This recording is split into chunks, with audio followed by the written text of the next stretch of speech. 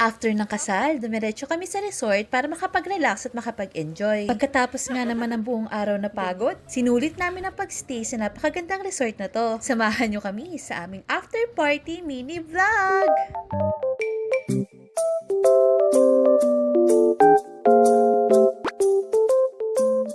Hindi pa nga kami nagkakasawaan pagkatapos ng buong araw naming magkakasama. Talagang nagkaroon pa kami ng second venue. Dito nga pala sa Balay Adorasyon sa Silang, Cavite. Bukod sa napakagandang resort, mga mababait ding may-ari na si Mami Ivonne at si Daddy Eli. May cute din silang fur baby na marunong makipagsapuhan ng bola. Ayan na nga si Mr. Suave. Isang oras ata nang nakipaglaro siya sa mga fur babies. Isa pa sa nakakatuwa sa resort na to, ang lipitas pa ng rambutan. Tignan nyo nga naman ang mga boys. Nagkakalokohan na nga. Ang dami talagang alam ng kaibigan namin na to. Pag nagsawa ka nakakalangoy, pwede kang maglaro ng billiards. Oh, ang galing, di ba? Muntik ng matamaan. Pwede din kayo magkantahan.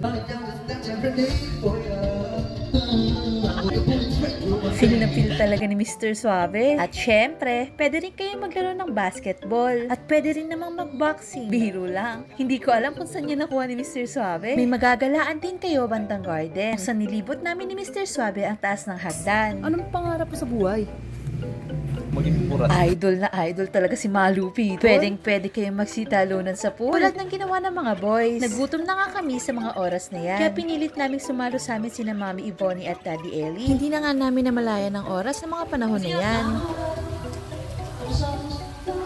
Bumalik na lang kami sa pagkanta, pag-swimming at pagkuha ng mga rambutan. Salamat ulit Lord at nagkaroon kami ng chance makapag-relax sa napakagandang resort na to. Hanggang dito na lang. Maraming salamat. Hanggang sa muli.